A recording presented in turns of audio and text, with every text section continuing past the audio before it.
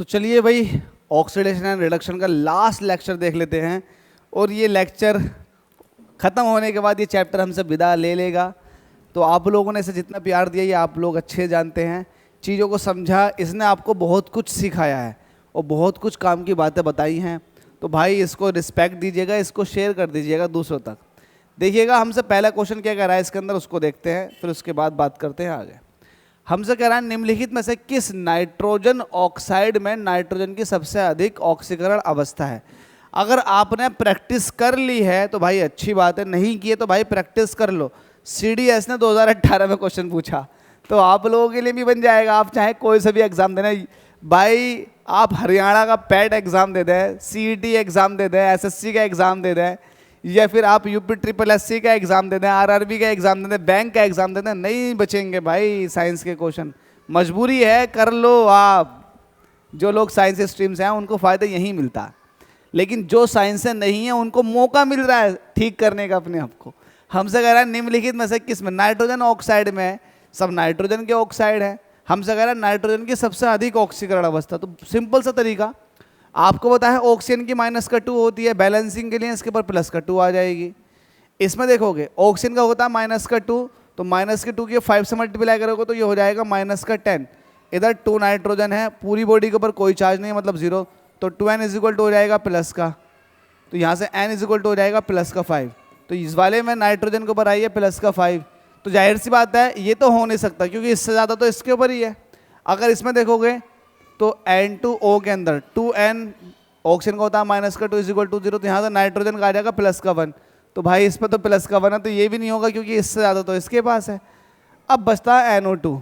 अगर NO2 में निकालते हैं तो देखो नाइट्रोजन का निकालना मुझे, और मुझे पता है ऑक्सीजन का -2 होता है, जब 2 की 2 से मल्टीप्लाई करोगे तो 4 हो जाएगा। तो यहाँ से नाइट्रोजन की आ चुकी है +4, तो ये +4 पे है। तो भाई आप समझ लो +4 से ज़्यादा तो भाई +5 है। तो हमारे पास नाइट्रोजन का जो N2O5 है ये एक ऐसा वाहिद कंपाउंड है जिसके पास नाइट्रोजन में सबसे ज़्यादा ऑक्सीडेशन स्टेट गेन की हुई है। अगला, ऑक्सीकारक एक पदार्थ है जो, पता है ना, ऑक्सीकारक की डेफिनेशन पूछ रहा है, लेक्चर नंबर 1 देख लें। एक दिए गए पदार्थ में मूल तत्व के ऑक्सीकरण अंक को बढ़ाता है। यस, ऑक्सीकरण संख्या को बढ़ा देता है ऑक्सीकारक।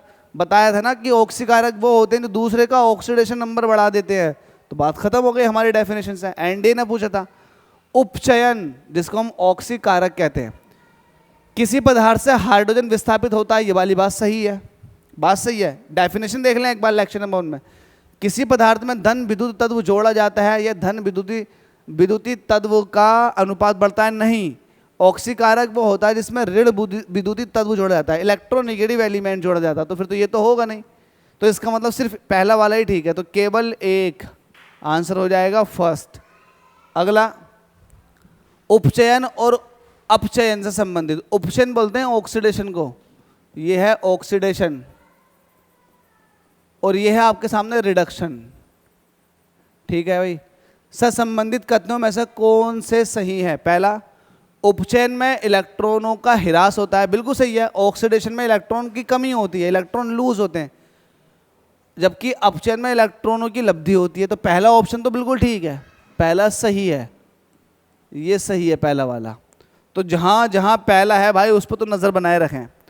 उपचयन में इलेक्ट्रॉनों की लब्धि होती है, नहीं भाई, ऑक्सीडेशन में इलेक्ट्रॉनों की लब्धि नहीं होती, जबकि ऑक्सीडेशन में इलेक्ट्रॉन निकलते हैं। तो 2 तो गलत हो गया। तो जहां जहां 2 है वो तो डायरेक्ट आपके गलत हो जाएंगे। ये देखो, अब आपके पास 50% चांस है सही आंसर पाने का। बस आप तीसरा और चौथा ऑप्शन देख लो। उपचायक उपचयनांक को घटाता है, नहीं भाई, ये वाली बात भी देखो गलत है।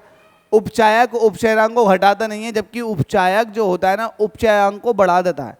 तो ये ऑप्शन चौथा ठीक है। तो इसका मतलब आपके पास जो आया सही वो आया 1 और 4, और 1 और 4 जो है आपके यहाँ पर। ये एनडीए ने पूछा था 2012 में, तो किसी भी क्वेश्चन को हल्के में ना ले मेरे भाई। हमसे कह रहे निम्नलिखित में से सबसे प्रबल ऑक्सीकारक। देखो ऑक्सीकारक किसको बोलते हैं, जो दूसरे का ऑक्सीडेशन कराता। दूसरे का ऑक्सीडेशन कराने का मतलब यह है दूसरों से इलेक्ट्रॉन खींच लेता। जब दूसरे से इलेक्ट्रॉनों को खींचेगा तो खुद एक इलेक्ट्रोनिगेटिव एलिमेंट होना चाहिए। इलेक्ट्रोनिगेटिव एलिमेंट क्या करते हैं, दूसरे से इलेक्ट्रॉन ले लेते हैं। अब ये देखो इन सब में कौन सा सबसे अच्छा इलेक्ट्रोनिगेटिव एलिमेंट है, आपको पता है ना, fluorine, chlorine, bromine, iodine, astatine. फिर कल बाहर आई एंटीजी, तो इसमें सबसे ज़्यादा इलेक्ट्रोनेगेटिविटी है फ्लोरीन की, तो जाहिर सी बात है फ्लोरीन हमारा आंसर बन जाएगा। और इवन पूरी पीरियोडिक टेबल के अंदर सबसे ज़्यादा इलेक्ट्रोनेगेटिव एलिमेंट अगर किसी की बात करोगे तो वो है फ्लोरीन। ठीक है भाई, लास्ट क्वेश्चन है, उसके बाद ये चैप्टर विदा। Tata bye bye. हमसे कह रहा अभी के लिए ये है जिंक ऑक्साइड, इसने कार्बन जोड़ा गया तो बना जिंक प्लस कार्बन मोनोऑक्साइड। अब हमसे क्या कह रहा, हमसे कह रहा है कि इसमें जो कार्बन है वो किस रूप में कार्य कर रहा है, तो हम कार्बन का ऑक्सीकरण अवस्था देख लेंगे। जब मुक्त परमाणु है तो इसका ऑक्सीडेशन स्टेट है 0। जिंक का निकालोगे तो ऑक्सीजन का -2 है तो जिंक का हो जाएगा +2। अब जिंक जो है अपने आप को मुक्त कर चुका है ना, इसके ऊपर चार्ज कितना है 0, तो ये तभी पॉसिबल है जब जिंक ने 2 इलेक्ट्रॉन लिए होंगे।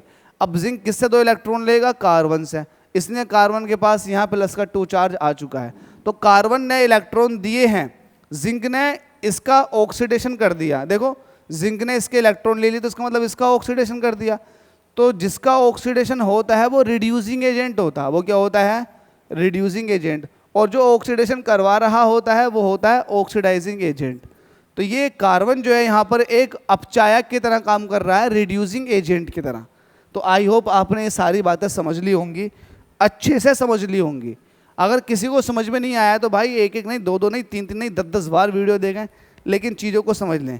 चलिए अब नेक्स्ट लेक्चर में बात करेंगे, इस लेक्चर का तो काम हो गया।